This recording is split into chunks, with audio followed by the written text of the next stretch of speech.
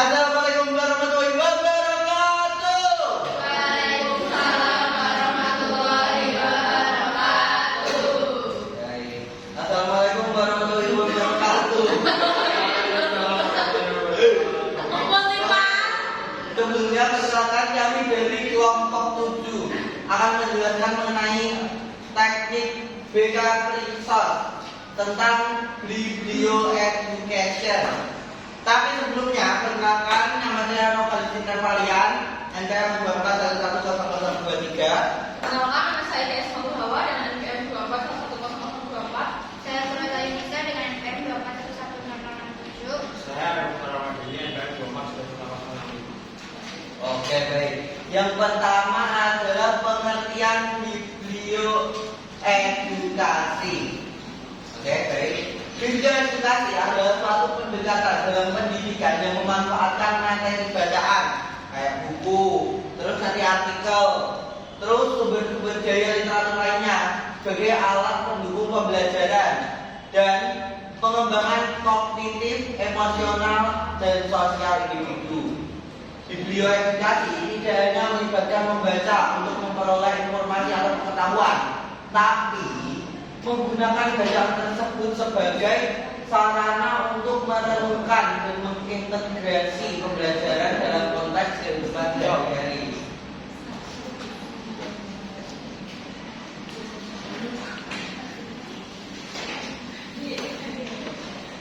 Tujuan biblio edukasi adalah memfasilitasi peserta didik untuk membantu menyelesaikan masalah dirinya sendiri, disajikan dengan informasi yang dibutuhkan atau sesuai dengan nilai karakter yang ingin mereka bangun.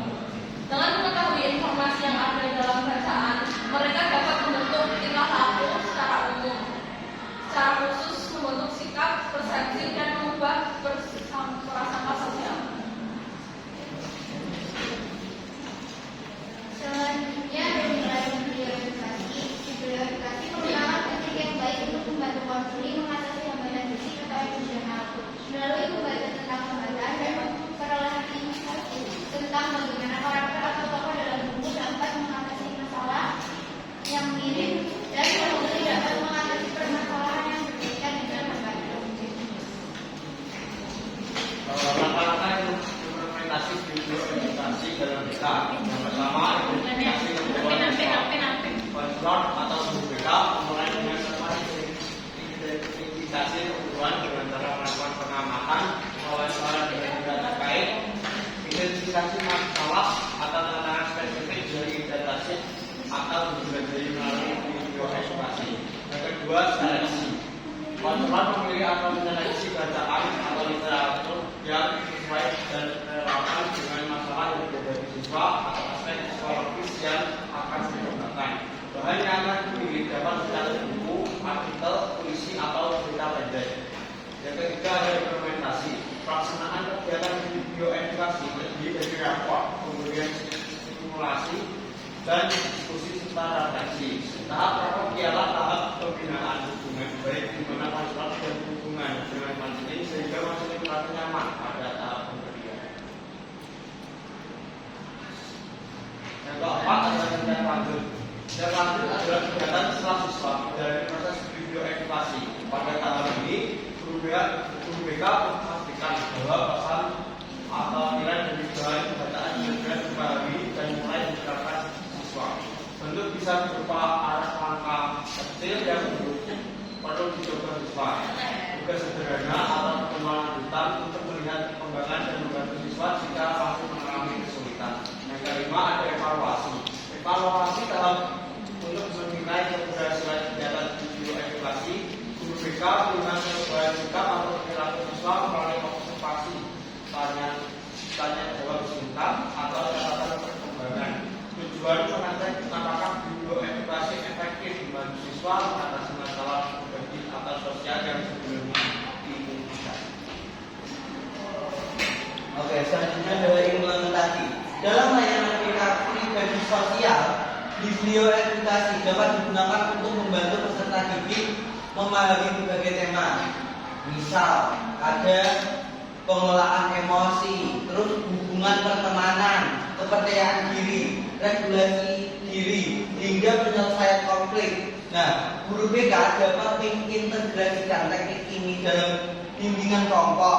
Terus bisa juga diterapkan dalam layanan informasi atau konseling individu. Melalui bacaan yang relevan, peserta didik dapat belajar dari pengalaman tokoh dan memahami nilai-nilai positif yang dapat diterapkan dalam kehidupan nyata.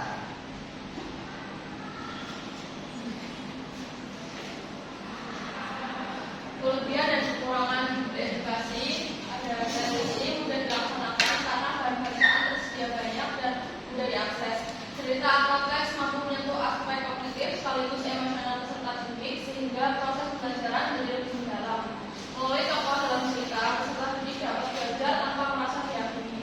Selain itu, edukasi dapat meningkatkan motivasi membaca serta membantu konseling memaknai pengalaman hidup dengan cara yang lebih positif.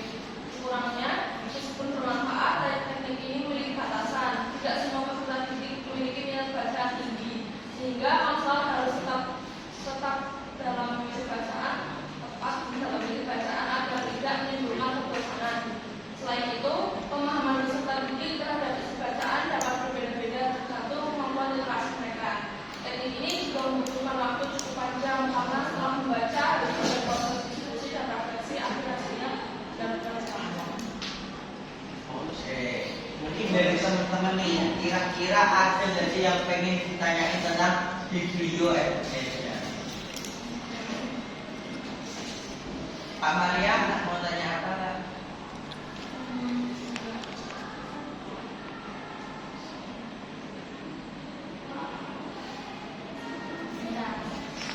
Pak tahu kalau mau tanya?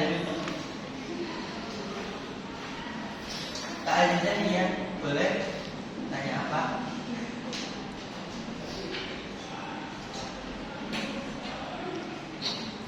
Oh iya, Kak. Perkenalkan, saya Salma Lutfia, di daerah Sulawesi, Angkatan Udara tahun 68. Slide-nya bagian belakang. Pertanyaannya, langkah kecil apa yang kalian coba terapkan dari nilai bacaan biblioeducation dalam kehidupan sehari-hari? Berlaksanakan dalam kehidupan sehari-hari.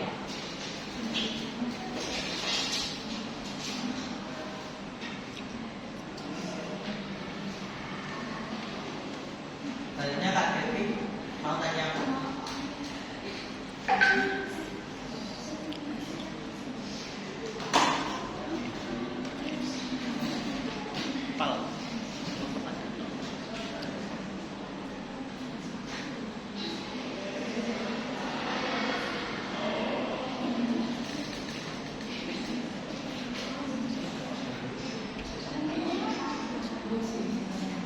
Ya Pak Alfian boleh tanya.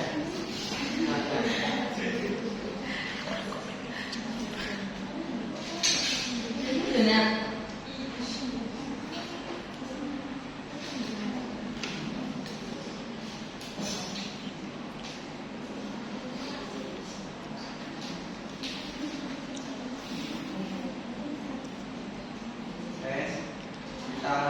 Kita satu pertanyaan. Apakah ada yang mau tanya lagi?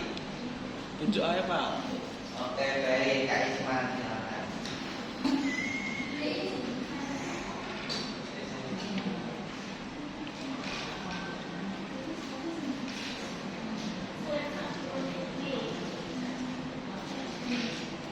Pertanyaannya, bagaimana bioedukasi dapat membantu siswa mengatasi hambatan fisik maupun emosional?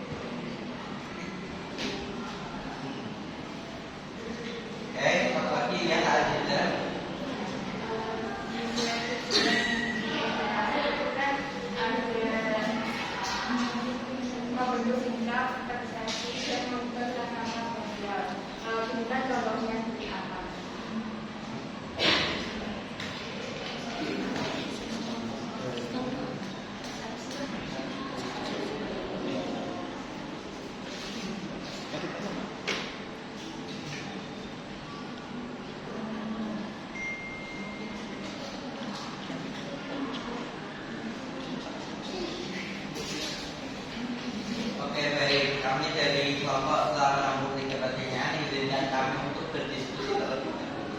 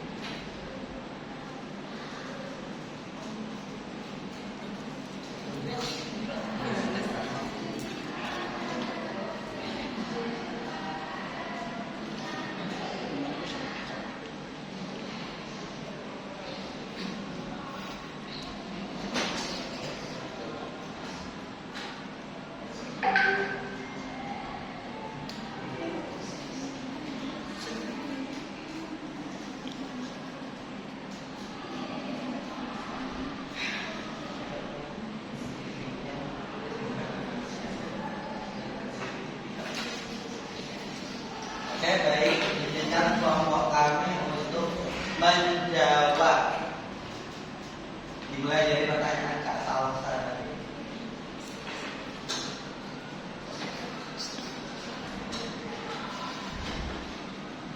Tadi kan pertanyaannya langkah kecil apa yang akan kami coba terapkan dari nilai kebangsaan di edukasi dalam kehidupan sehari-hari. Jadi langkah kecil yang kami akan ambil dari edukasi itu fokus pada empati dan kesabaran. Implementasinya itu saat ada konflik kami akan berhenti sejenak dan bernapas terus menghadapi emosi dengan yang kayak pikir apa sih yang dirasakan saat itu. Jadi tujuannya itu untuk mendapatkan kontrol emosi yang bagus. Oke, Salsa apakah bisa mendapat jawabannya? Baik, bisa disimpulkan seperti apa? Dan saya simpulkan dari jawaban kelompok itu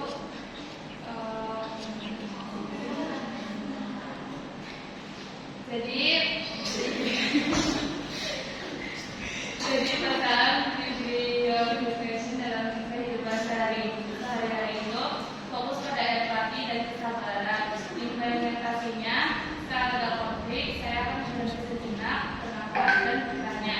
Tujuannya jelas untuk mendapatkan kontrol emosi yang lebih baik dan memperbaiki hubungan sosial. Dari Kak Salsa mau menunjuk siapa?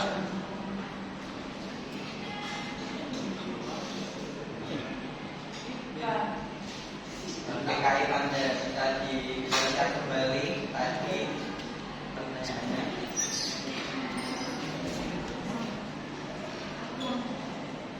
Oke.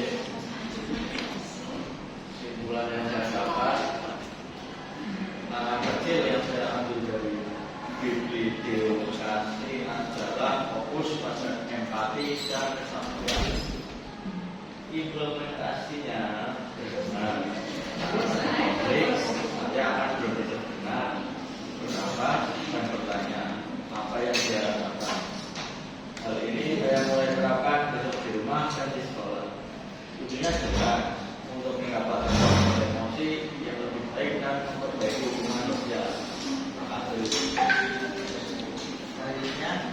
Jawab pertanyaan dari Kak Isma. Izin jawab pertanyaan dari Kak Isma. Pertanyaannya, bagaimana video edukasi dapat membantu siswa mengatasi hambatan fisik maupun emosional? Video edukasi dapat membantu siswa mengatasi hambatan fisik maupun emosional melalui beberapa cara. Yang pertama, mengenali dan mengelola emosi. Video edukasi membantu siswa mengenali dan mengelola emosi mereka sendiri, sehingga mereka dapat mengatasi stres dan kecemasan. Yang kedua, meningkatkan kesadaran diri. Video edukasi membantu siswa memahami diri mereka sendiri, termasuk kekuatan dan kelemahan mereka, sehingga mereka dapat mengembangkan strategi untuk mengatasi hambatan mereka sendiri. Yang ketiga, mengembangkan keterampilan sosial. Video edukasi membantu siswa mengembangkan keterampilan sosial seperti komunikasi dan kerjasama, sehingga mereka berinteraksi dengan orang lain secara efektif. Yang keempat dan terakhir, meningkatkan motivasi. Video edukasi membantu siswa untuk meningkatkan motivasi mereka untuk belajar dan mencapai tujuan, sehingga mereka dapat mengatasi hambatan fisik dan emosional. Para motivasi. Jadi kita menggunakan itu. Kalau yang saya tangkap tadi, video edukasi dapat membantu siswa mengatasi hambatan fisik maupun emosional melalui beberapa cara. Nah, yang pertama itu mengenali dan mengelola emosi, yaitu dengan membantu siswa mengenali dan mengelola emosi mereka sendiri, sehingga mereka itu dapat mengatasi stres dan kecemasan. Yang kedua, meningkatkan kesadaran diri, yaitu dengan membantu siswa memahami diri mereka sendiri, termasuk kekuatan dan kelemahan mereka, sehingga mereka dapat mengembangkan strategi untuk mengatasi hambatan. Yang ketiga, mengembangkan keterampilan sosial, yaitu dengan membantu siswa mengembangkan keterampilan sosial seperti komunikasi dan kerjasama, sehingga dapat berinteraksi dengan orang lain secara efektif. Dan yang terakhir, meningkatkan motivasi, yaitu membantu siswa untuk belajar dan mencapai tujuan, sehingga mereka dapat mengatasi hambatan fisik dan emosional. Jadi kita mau memilih siapa?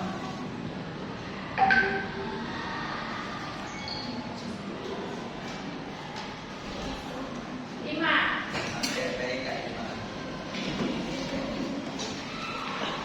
Yang mau saya simpulkan tadi dari jawabannya Mas Aryo dan Mbak Isma, edukasi membantu siswa mengatasi hambatan fisik dan emosional dengan yang pertama, mengenali dan mengelola emosi. Yang kedua, meningkatkan kesadaran diri. Yang ketiga, menggambarkan keterampilan sosial. Yang terakhir, meningkatkan motivasi. Guru dan orang tua dapat membantu menggunakan cara, yaitu yang pertama, menciptakan lingkungan yang mendukung. Selanjutnya, memberikan dukungan emosional. Yang terakhir, mengajarkan keterampilan. Terima kasih. Selanjutnya menjawab pertanyaan dari Kak Esmida. Saya tadi menjawab pertanyaan dari Mbak Riza. Pertanyaan dari contoh persepsi dan bagaimana menggunakan hak sosial dalam budaya. Contohnya itu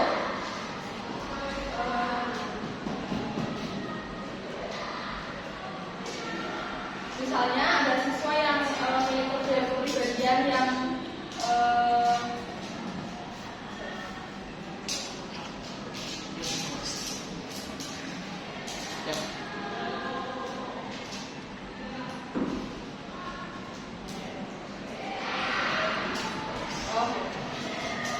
misalnya ada siswa yang memiliki latar belakang seperti kayak pendiam gitu atau sosok pendiam. Nah, dia melalui budaya edukasi, dia kan membaca banyak sekali buku dan dia mendapat pemahaman baru, misal dari tokoh-tokoh yang ada dalam buku itu, jadi mengubah cara persepsi dia, cara pandang dia dalam buku tersebut.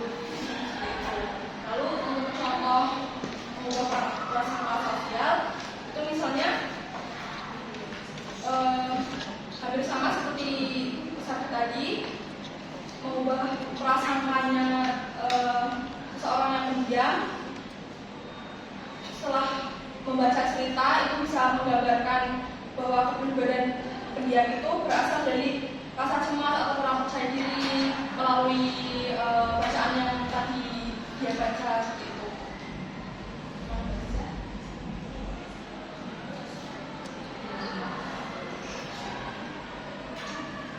Mungkin untuk mempermudah saja, jadi mengubah persepsi. Jadi dengan membaca misal kayak ada persepsi kalau semua cowok sama saja. Nah, setelah dia baca-baca jurnal atau buku kajian mengenai hal tersebut, dia menjadi berubah pandangan kalau semua orang itu memiliki ciri khas yang berbeda.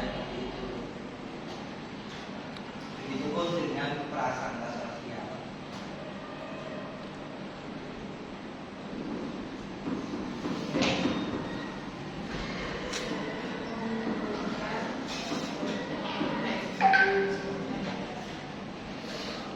Biasanya itu adalah referensi yang membuat diri atau dia dia kemudian bisa membaca buku dan memahaminya dan juga bisa memahaminya jadi lebih baik saat lebih memahami. Dari Mbak Alinda mau menunjuk siapa? Mbak Desi. Yang pisang mungkin Bukan. ya kita bisa menjelaskan.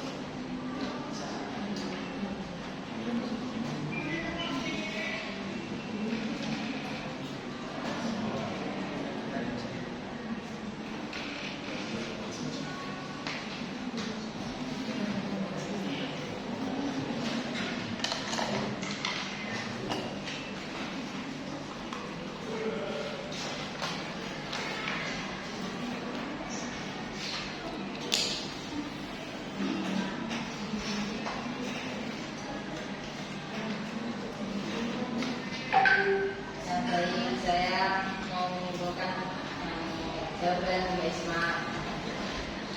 Tentang persepsi dapat muncul ketika seseorang menilai suatu kelompok atau individu berdasarkan informasi terbatas.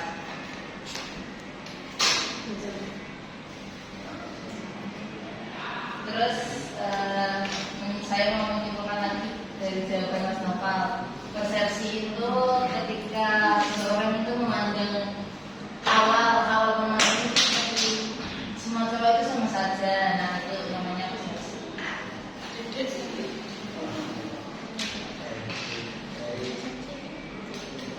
Sebelum kita mengakhiri, ada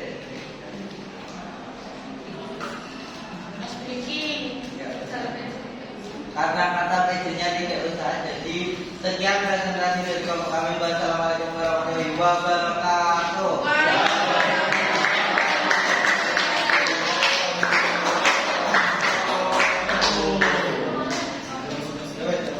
Kesimpulannya, identifikasi dengan resource yang memanfaatkan bahan bacaan buku, artikel atau cerita untuk membantu peserta didik memahami diri, mengelola emosi, membangun hubungan sosial dan menyelesaikan masalah.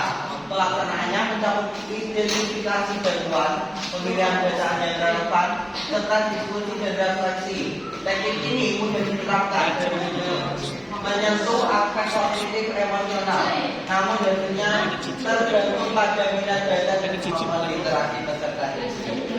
Ya, wassalamualaikum warahmatullahi wabarakatuh.